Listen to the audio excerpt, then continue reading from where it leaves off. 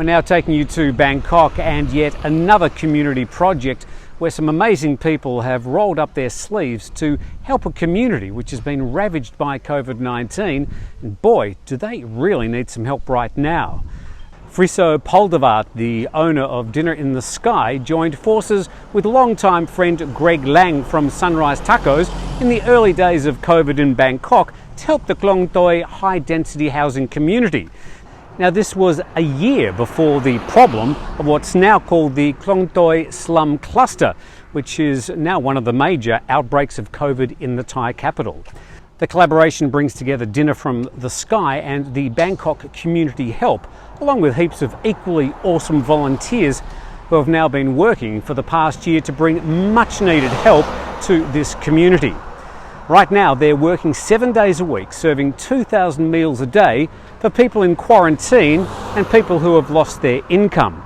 There's also 1,000 care packages delivered each day to members of the community. Friso, I'll start with you. How did you get involved with this project? Well, it's when the first COVID wave hit, me and a couple of friends saw immediately that people were getting in trouble. A lockdown was looming, and we started hearing already, people being worried, oh, I'm gonna lose my job, what's gonna happen? So we sort of foresaw, okay, people will soon, lose their income, be hungry. So actually it was only a few friends, me and my business partner, Johannes Bergstrom, we started cooking by ourselves.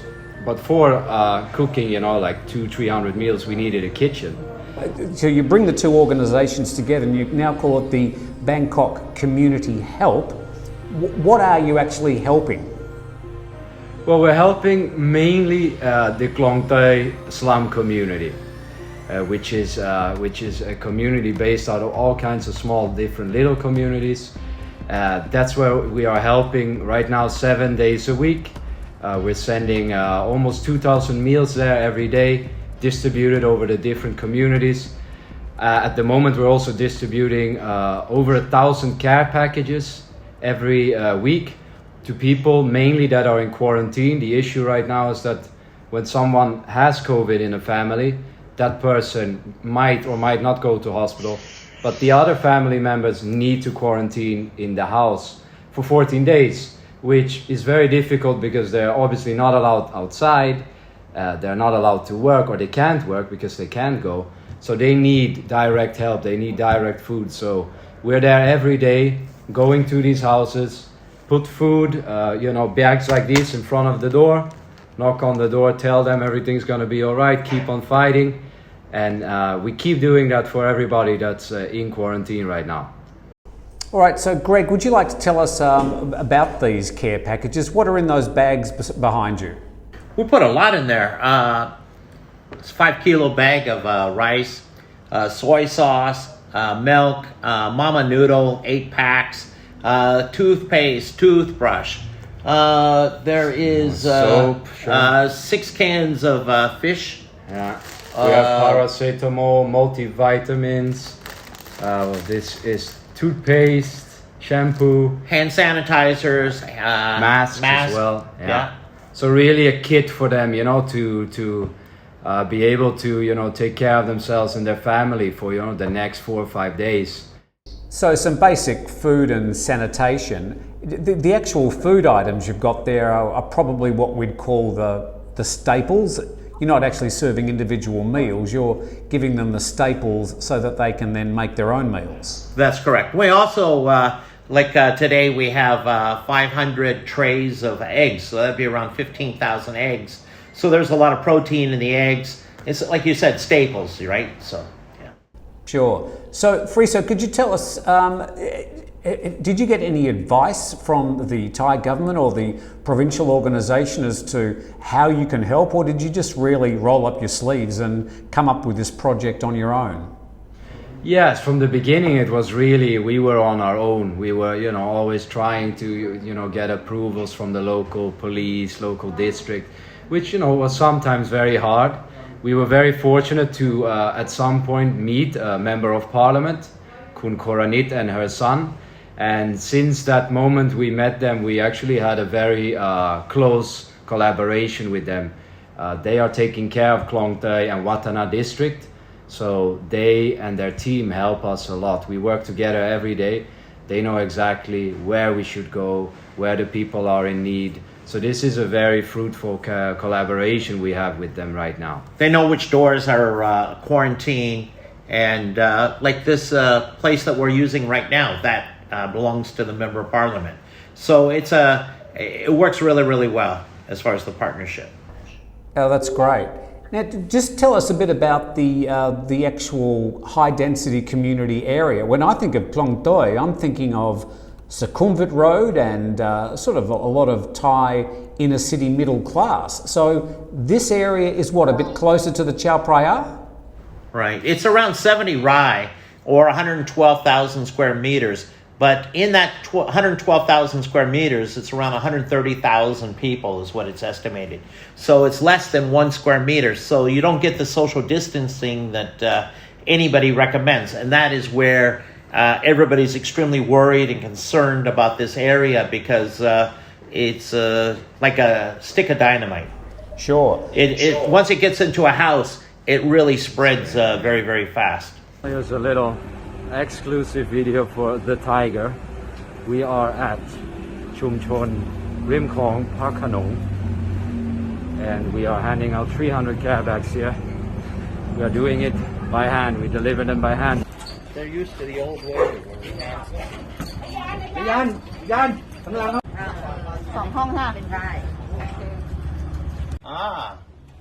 slang.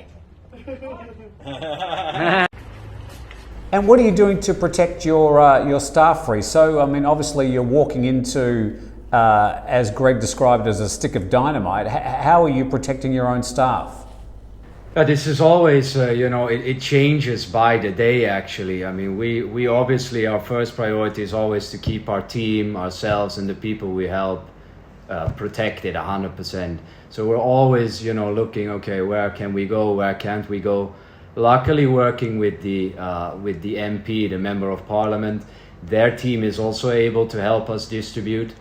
Very recently, we actually decided to step a little bit back of going into the communities just because of the sheer danger.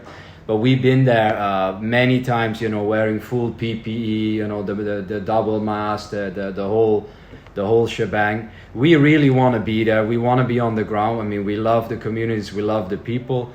But yeah, it's always a balance game of what's possible to do and what's just really too dangerous. Yeah, up to 2 weeks ago, we were there every day in the battlefield. But now it's extremely high risk. Houses that we've built relationships over the last year, we have found that all 3 houses had COVID in it.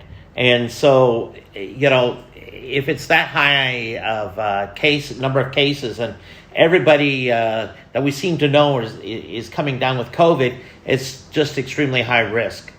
People that we gave food to the next day would be tested positive.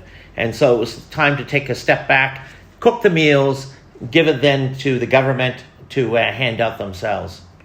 But like today, we will hand out 600 care bags along with the MP. So we'll have social distancing where people will come and they'll collect the food, and then later on it'll be the quarantine homes. So we're very, very aware of the high risk, and we only allow like 3 people to go into the zone, out into the field. It'll be him and I today. Yeah. Yes. So we're well aware of the risk. Friso, I was going to say, well, what's the reception like when you go into these communities? How do they feel about a couple of strange-looking foreigners and other sort of helpers marching into their community and handing them food? Well, the reception is always actually very great. I mean, we've been coming there now for over a year. Obviously, in the beginning was different. Now it's like our second home. Most of the people we know, they see us coming from very far. They know, okay, they're coming. They're bringing things for us. So actually, the reception is always very warm. People are very helpful. It's that this is Thailand actually. As we see it now, it's just beautiful people, happy, in a difficult spot that they haven't chosen to be in, and just grateful for help, and we are grateful that we can help them as well. So it's very beautiful. Yeah, it's not only just giving food. In the past year, we've taken a garbage dump where all the school kids had to go buy a garbage dump. That garbage dump now is a beautiful park that we transformed. We took a garbage dump and turned it into a beautiful house that people now live in. We took a community center that hadn't been painted in over 20 years, and we totally revamped that. That took us like 21 days full time. And so we really beautified a lot of the slum area. So the people, they see us, there's always a big smile. Not only because of the food, but also what we brought to that. You know, right? And it's also besides all of that and all of this, it's also the mental support and telling or showing people like, hey, you're not forgotten. There are people looking out for you. There are people taking care of you, and that's also something that ripples out, hopefully, to a lot of people. That we didn't forget them, and we will help them as long as it's needed. So, Greg and Friso, do you sometimes get home at night and scratch your head and wonder why foreigners are getting in and helping these communities where you would think that the Thai government should be providing these services? Yeah, I think for us, I mean, we get that more often, this question. I think we stopped pondering about this question quite a while ago, because in the end, the only thing that matters is that these people are helped, right? And if it's us, if it should be done by the government, should be done by these people, this is not really up to us to change. The only thing that we can do from our own standpoint is go out there and help. And that's what we just keep doing. We do it 7 days a week. We've been doing it for over a year. We're getting more and more involved in everything. So, we go from our own power, which is maybe a little bit of political correct answer, but that's extremely well said, because that's exactly, we get that a lot lately, is like, why isn't other people doing this as far as the government? We can't control the government, we can't control anybody else, we can only control ourselves, and we know what the need is, so we do it, right? All right, so the other question, I suppose, the obvious question is, how are you paying for all this? I mean, all this food, some 6,000 bags, there's a lot of money involved there. How are you paying for all these services? Generous donators, people that do care about the community, and they know that they see what's happening. They see us every day posting, they see the need, and they know also that their maids, the people that wait on them at the restaurants, people that, or the 7-Eleven clerks, the bus drivers, the taxi drivers, they all live in this community. And if Klong Toey goes up, so will Bangkok.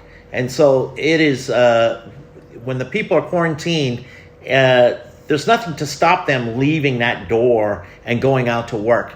And so those people need to have food. And so it's in the best interest to the community also to take care of these people.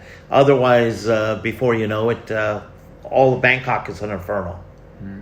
We'll get those contact details from you shortly so we can pass it on to our audience.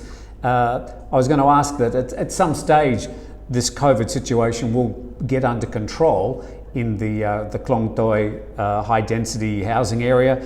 Is there an ongoing role for the Bangkok Community Help Organisation? Yes, we have on Saturdays English. We have international teachers that teach English to the kids. We have a basketball that teaches teamwork during the week.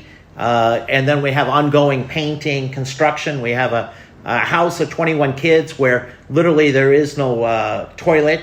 They have to go to the neighbor's house to borrow a bucket of water to go to the toilet. And so we already have the funding to build a 2-story house for them.